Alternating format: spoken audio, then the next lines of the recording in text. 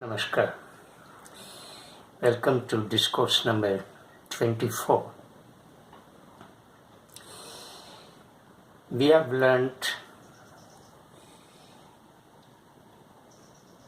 the various means by which vrittis can be checked or arrested or eliminated. Patanjali gives only two means, namely abhyasa and vairagya. But the speaker has added two more means, namely vichara and viveka. All these means have to be combined in order to minimize the effect of vrittis on the chitta. These means have to be practiced here.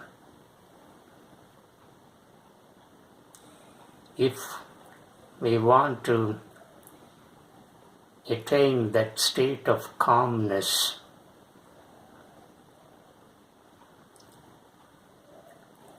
which is the starting point for the pure consciousness to manifest itself explicitly. Only when mind becomes calm, the pure consciousness that is behind it or that lies at the bottom, that is the substratum of the whole life and creation, will pronounce more explicitly. It manifests itself.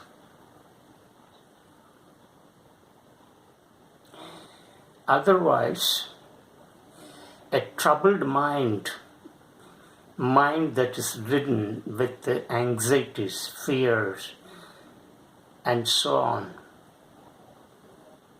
can never allow this pure consciousness to manifest itself.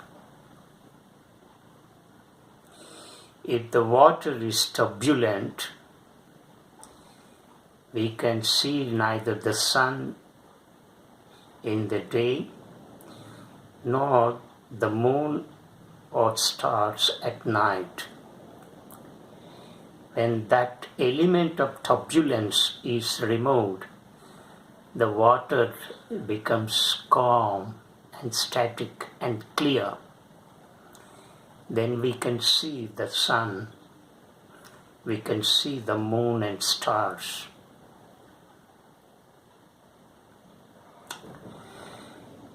A mirror that is dusted cannot reflect our image properly. We cannot see our image in a mirror that is dusted. Once the dust is removed, the mirror becomes clear and we can see our reflection in great clarity. The mirror has no color. Similarly, the state of pure consciousness has no color, but it reflects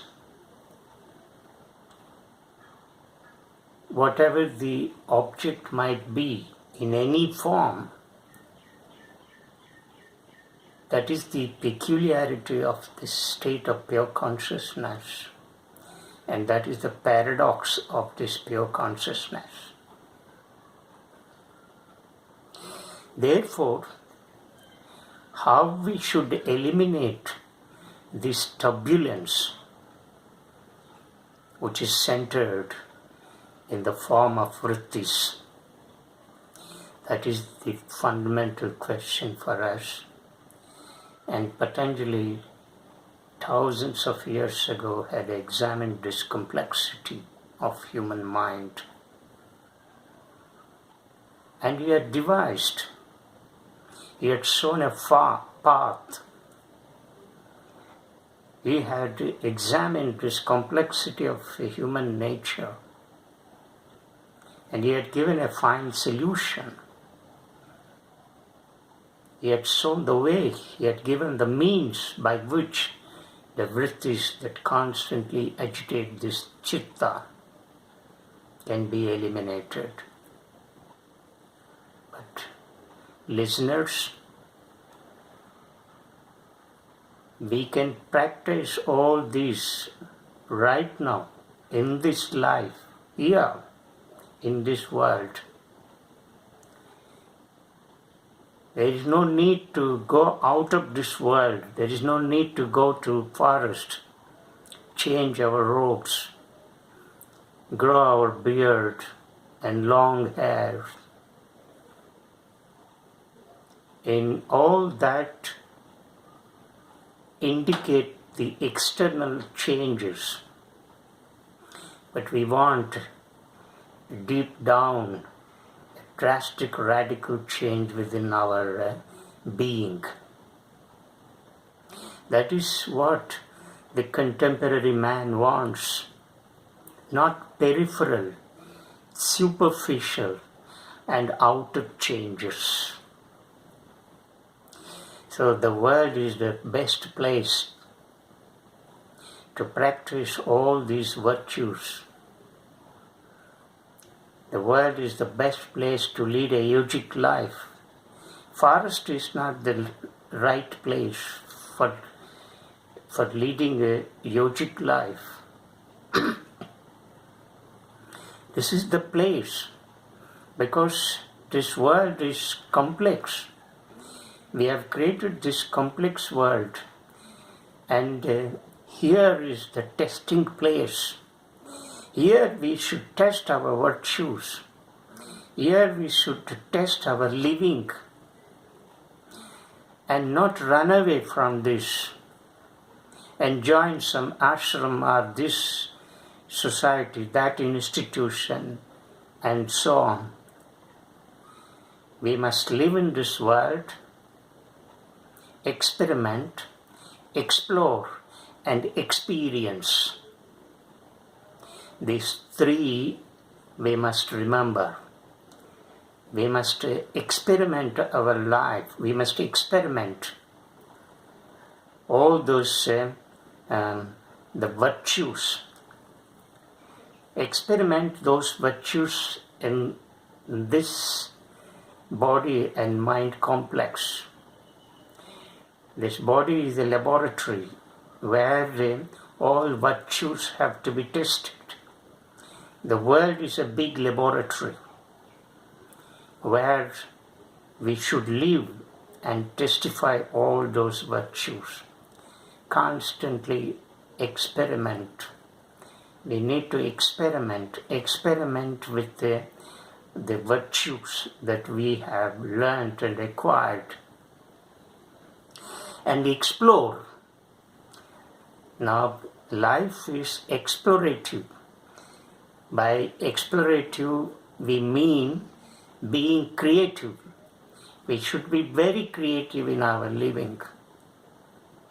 The whole life outside, the whole creation is creative. Look at the wonderful changes that take place outside in the world, in the nature. Beautiful changes are going on in nature, and that change is creative. Nature expresses her changes in a more creative way. But unfortunately, man is not creative. He has become a machine. Oh, explorative means we need to be more creative. Only in being creative we find more excitement, more amusement, more happiness, and more bliss in living. And the last one is we need to experience that experiencing the effects of all the virtues that we experiment and explore in this life, in this world. So explore, experiment, explore, and experience. These three should constitute the base of our living in this world. This is what the speaker would like to say by way of concluding the observations, the explanations and illustrations that he has thrown on this most complex topic that is the sutra, the most complex sutra, that is Chitta Vritti Nirodha Yoga. Hope the listeners have understood what the speaker has tried in all these discourses. Now, the speaker would like to take you to another vital aspect of the yogic life or yoga. What is this? Klesha. So the speaker would like to dwell deeply upon this vital word is klesha in the next few discourses. What is klesha? It's a Sanskrit word. Klesha stands for pain or suffering. Pain or suffering is a fact.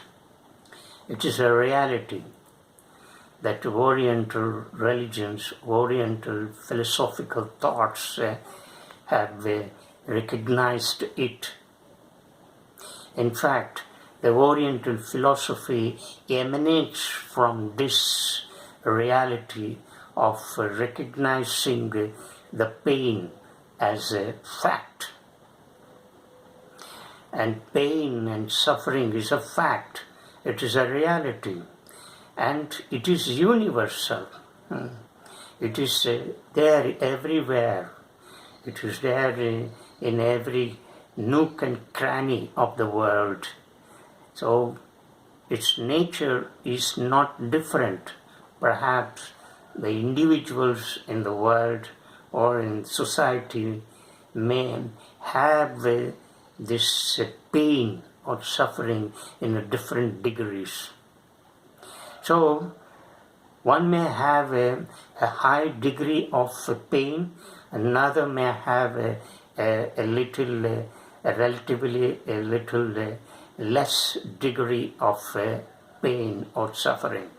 But it is a fact that man is afflicted with pain and suffering, and it is a universal phenomenon.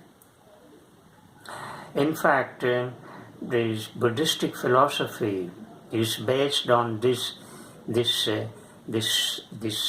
pain, that is dukkha. The doctrine of dukkha is very strong, not only in Buddhistic and Jaina philosophies, but also in our Sanatana Dharma, that what we call Hindu philosophy. But for heaven's sake, the speaker would not want to use Hinduism. Hinduism is a pejorative word. That is not the word that can be given to this kind of practice.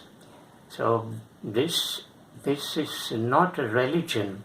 It is a way of life, and because we have never had any such kind of organized hierarchical structure as we find in other religions in the West, Occidental religions. So therefore, the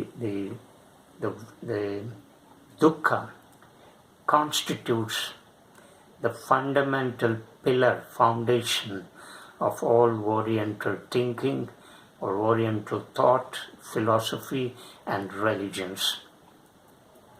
So klesha means pain. We all experience pain in our life. in one form or the other.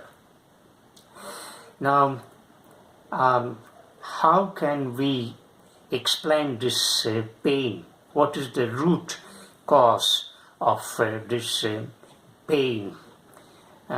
In Buddhistic philosophy, the root cause of pain is attributed to the desire. So desire is the fundamental cause for suffering in the world. And of course, you have a Buddhistic way of tackling this suffering, how to overcome this suffering, and the Buddhistic philosophy gives a way out of it. But our concern is how Patanjali tackles this most complex word klesha. Let me tell you that our philosophy, or the yogic philosophy, is very practical. It's not theoretical. Unlike the philosophies in the West, which are purely speculative, academic, and intellectual. Or they may formulate theories about life and existence and give in a plausible explanations with reasoned thought, and their explanations may sound very ingenious expositions and illustrations of life and existence and universe with reasoned thought, but all those expositions have touched the peripheral aspect of human life and existence. They are very brilliant expositions, and the expounders seem to be very brilliant, extraordinarily brilliant in their expositions, and they have formulated theories. But these philosophers in the West are not concerned with the solution of the human predicament or crisis, but they are simply content with formulating theories, and that is all. And these theories are mostly speculative and academic and intellectual, and these theories may be countered or may be accepted or may not be accepted. But all these theories that have been propounded in the West by the Western thinkers and philosophers have never solved the human crisis or predicament. They are all good in the four-walled classroom for a beautiful and nice discussion, and nothing else. Beyond that, these philosophical thoughts are in no way useful in solving the human crisis. Human crisis, human predicament continues to persist, continues to exist. Perhaps in the 21st century, it has acquired huge dimensions. So the Western philosophical theories have never solved the human crisis.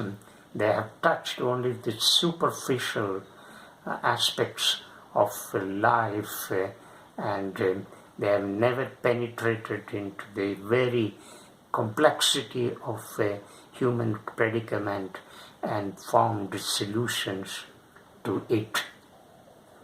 But our philosophy, the thinkers, philosophers, and sages of this land have given not merely theoretical philosophies, but they went deep down and touched the core of this being, and then gave beautiful solutions to the crisis that man has ever been caught for ages and ages.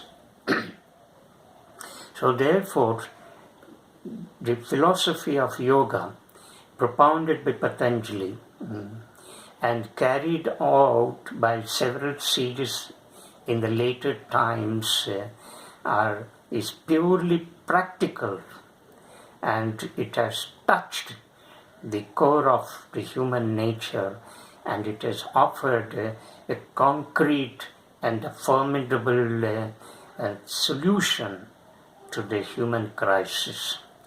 So this is the difference between the theories and philosophies that have emerged in the West and the philosophy that has been propounded in the East, chiefly in this land that is Bharatakanda, what we call in English India.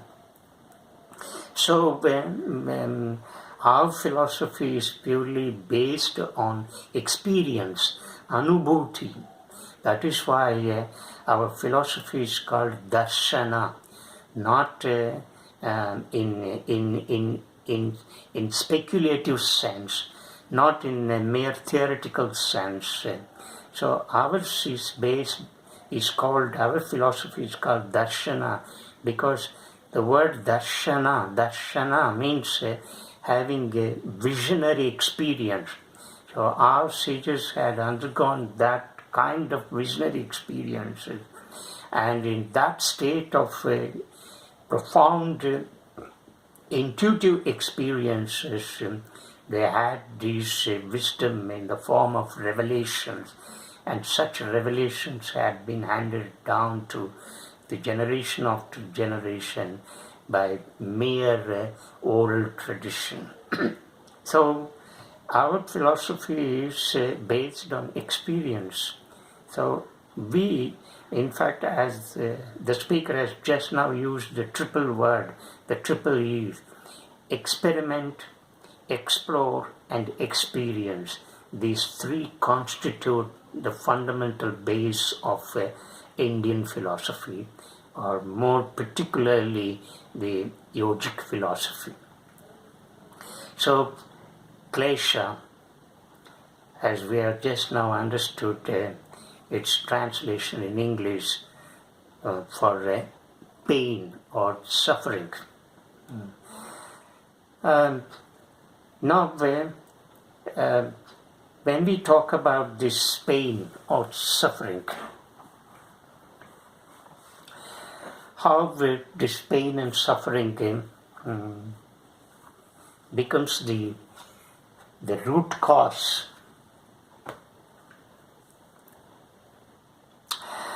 for the chitta, because pain, klesha, it also forms one vritti.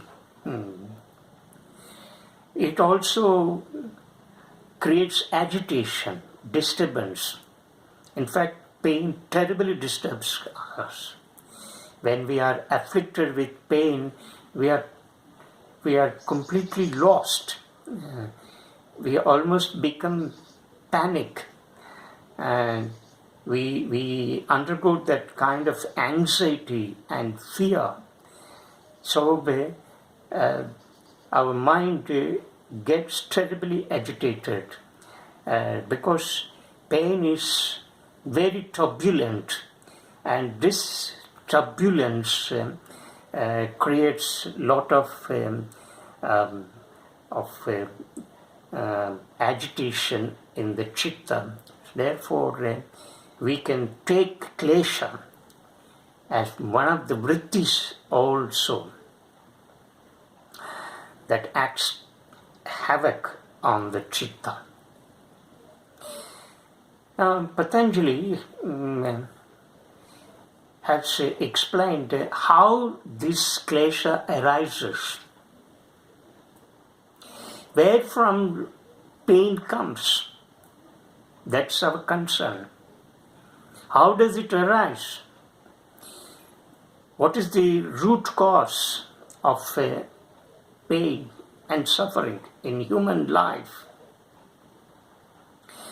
In the Sadhanapada, that is the second section of this great text, Yoga Sutras, Patanjali gives 5 root causes of klesha in the sutra number 3. And the sutra goes like this. Avidya smitha raga dvesha binvesha kleshaha. Now this sutra has 5 key words. Avidya, second one is asmita, third is raga, fourth is dvesha, and fifth is abhinivesha. Oh, these are the potential causes for klesha. Why klesha occurs in us, why we are terribly afflicted with pain and suffering. Patanjali identifies these 5 causes. In other words, 5 kinds of klesha, we can say. That is, from each cause arises pain. So, avidya. I would first provide the translation of these words, the English translation of these words, and then later I would throw more light on each klesha and how it works upon this body-mind complex. The first one is avidya. Now look at this word avidya. A in Sanskrit stands for not. No, avidya, a plus vidya. Vidya means knowledge, enlightenment, right? Illumination. Avidya. Avidya means that which is opposed to all this, that is ignorance. But this is only a near translation, not the exact translation. Well, while examining each Sanskrit word, the speaker would throw more light on it. So, avidya right now understand as ignorance.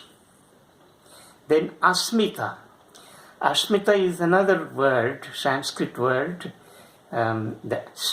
which stands for I amness, within quotation, I amness. This asmita is different from ahankara, that is ego. We will learn more about this word asmita and how it differs from ahankara and other aspects of the chitta, that is mind. The third is raga. Now, raga means having a deep attraction towards objects and things outside of you. That is raga. And the opposite of raga is dvesha, that is repulsion. Having a sort of hatred, dislike, strong dislike, disgust for the things and objects. That is dvesha. So both are complementary to each other, raga and dvesha. Where there is raga, there is bound to be dvesha. And the last one is abhinivesha. Abhinivesha means clinging to life. That is a terrible passion for life. That is, we love to cling to this life. So this is called abhinivesha. So more about this abhinivesha, how this clinging to life causes pain and suffering in us. We will take up in the next discourses. So I hope the listeners have understood the English translations of these 5 key Sanskrit words in this sutra. Avidya for ignorance, asmita for I amness, raga for attraction, dvesha for repulsion, and abhinivesha for clinging to life. Now, these 5 are called 5 kinds of kleshas, but each one acts as a potential cause for klesha. So these 5 kleshas are not different.